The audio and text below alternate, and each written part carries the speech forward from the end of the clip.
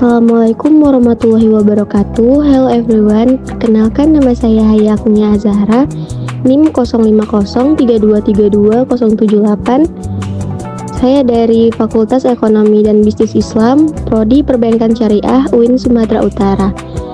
Yang saya hormati dosen pengampu mata kuliah Ekonomi Moneter dan Keuangan Islam, Ibu Haidar Rahmaini Jamilah.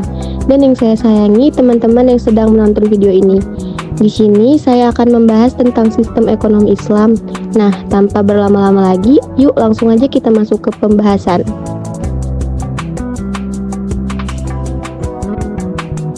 Sistem ekonomi Islam adalah sistem ekonomi yang didasarkan pada prinsip-prinsip syariah atau hukum Islam. Nah, sistem ekonomi menurut pandangan Islam mencakup pembahasan tentang tata cara perolehan harta kekayaan dan pemanfaatannya baik untuk kegiatan konsumsi maupun distribusi. Menurut An-Nabhani, asas yang dipergunakan untuk membangun sistem ekonomi dalam pandangan Islam berdiri dari 3 pilar atau fundamental, yakni bagaimana harta diperoleh, yakni menyangkut kepemilikan, lalu bagaimana pengelolaan kepemilikan harta, serta bagaimana distribusi kekayaan di tengah masyarakat. Oke teman-teman, sistem ekonomi Islam dibagi lagi menjadi 3 pokok bahasan yang akan kita bahas. Yang pertama, kelembagaan sistem ekonomi Islam. Yang kedua, keadilan ekonomi. Yang ketiga, peran negara dalam sistem ekonomi Islam. Oke teman-teman, kita langsung saja masuk ke pembahasan pertama, yaitu kelembagaan sistem ekonomi Islam. Kelembagaan sistem ekonomi Islam merujuk pada struktur, aturan, dan lembaga yang dibentuk untuk mengatur aktivitas ekonomi sesuai dengan prinsip-prinsip syariah.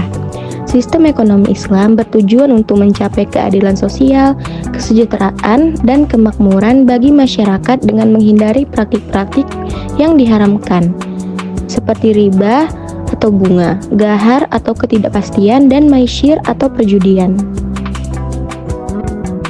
Nah, di dalam sistem ekonomi Islam memiliki kekelembagaan inti yang mencakup beberapa hal seperti yang pertama, hak kepemilikan individu. Hak kepemilikan individu dalam sistem ekonomi Islam adalah prinsip yang mengatur kepemilikan harta dan sumber daya oleh individu. Dalam konteks ini, hak kepemilikan individu dipahami dalam kerangka nilai-nilai dan prinsip-prinsip syariah. Yang kedua, perjanjian atau akad. Dalam sistem ekonomi Islam, perjanjian atau akad merupakan suatu kesepakatan antara dua pihak atau lebih yang diikatkan dalam bentuk hukum dan syariah. Akad ini menjadi dasar untuk melaksanakan transaksi ekonomi dan bisnis secara sah dan sesuai dengan prinsip-prinsip Islam. Yang ketiga, kepercayaan. Dalam sistem ekonomi Islam, kepercayaan atau amanah memiliki makna yang sangat penting dan mendalam. Kepercayaan ini berkaitan dengan prinsip akhlak, etika, dan moral yang harus dipegang oleh para pelaku ekonomi dalam melakukan transaksi dan interaksi satu sama lain. Yang keempat, pembagian risiko. Pembagian risiko dalam sistem ekonomi Islam berfokus pada prinsip keadilan, transparansi, dan saling menguntungkan antara para pihak yang terlibat dalam transaksi atau kontrak. Yang kelima, perilaku dasar. Perilaku dasar dalam sistem ekonomi Islam merujuk pada cara di mana individu, perusahaan, dan institusi berinteraksi dalam pasar ekonomi sambil mematuhi prinsip-prinsip syariah. Perilaku ini sangat dipengaruhi oleh nilai-nilai moral, etika, dan hukum Islam yang menentukan bagaimana transaksi dilakukan dan bagaimana hubungan antara pelaku ekonomi dibangun. Yang keenam, konsep bekerja. Konsep bekerja dalam sistem ekonomi Islam memiliki makna yang lebih dalam daripada sekedar kegiatan untuk mendapat imbalan finansial. Dalam konsep ini, bekerja dianggap sebagai suatu bentuk ibadah dan amanah yang meliputi nilai-nilai etika, moral, dan tanggung jawab. Yang ketujuh, konsep harta. Konsep harta dalam sistem ekonomi Islam memiliki dimensi yang lebih kompleks daripada sekedar benda atau kekayaan material. Harta dipandang sebagai amanah dari Allah yang harus dikelola dengan sebaik-baiknya dan dijadikan alat untuk mencapai kesejahteraan dan kemaslahatan bagi diri sendiri dan masyarakat. Oke teman-teman, kita masuk ke pembahasan kedua, yaitu keadilan ekonomi. Keadilan ekonomi dalam sistem ekonomi Islam merupakan prinsip fundamental yang mendasari interaksi ekonomi, distribusi sumber daya, dan kegiatan perdagangan dalam masyarakat. Keadilan dalam konteks ini tidak hanya berfokus pada distribusi kekayaan, tetapi juga mencakup aspek moral, sosial, dan spiritual yang diharapkan dapat menciptakan kesejahteraan bagi semua anggota masyarakat. Secara keseluruhan, keadilan ekonomi dalam sistem ekonomi Islam bertujuan untuk menciptakan masyarakat yang sejahtera, adil, dan harmonis, di mana setiap individu memiliki hak dan kesempatan untuk mencapai kehidupannya yang layak, serta dapat berkontribusi positif bagi masyarakat. Oke, selanjutnya kita masuk ke pembahasan ketiga, yaitu peran negara dalam sistem ekonomi Islam. Dalam sistem ekonomi Islam, peran negara dianggap sangat penting dan strategis dalam mewujudkan keadilan, kesejahteraan, dan kemaslahatan masyarakat.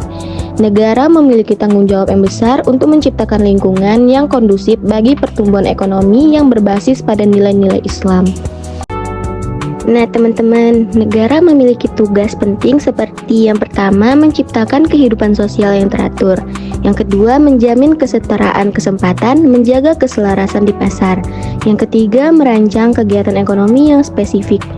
Nah, jadi peran negara dalam sistem ekonomi Islam sangatlah luas dan strategis, mencakup aspek regulasi, pengawasan, penyediaan layanan dasar, serta menciptakan dan menjaga kesejahteraan masyarakat.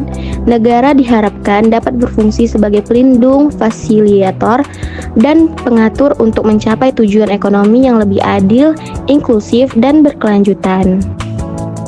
Nah, dari pembahasan-pembahasan di atas, kita bisa mengambil kesimpulan yakni sistem ekonomi Islam merupakan kerangka kerja yang mengintegrasikan prinsip-prinsip syariah dengan aktivitas ekonomi yang bertujuan untuk menciptakan keadilan, kesejahteraan, dan kemaslahatan umat. Dalam sistem ini, peran negara sangat krusial sebagai regulator, penyedia infrastruktur, pendorong kesejahteraan sosial, serta fasilitator dalam pengembangan sistem keuangan syariah. Oke guys, sekian dari video pembelajaran yang saya buat. Jika ada kata-kata saya yang salah atau menyinggung, saya minta maaf kepada Allah, saya mohon ampun. Sekian, wabillahi taufik wal hidayah. Wassalamualaikum warahmatullahi wabarakatuh.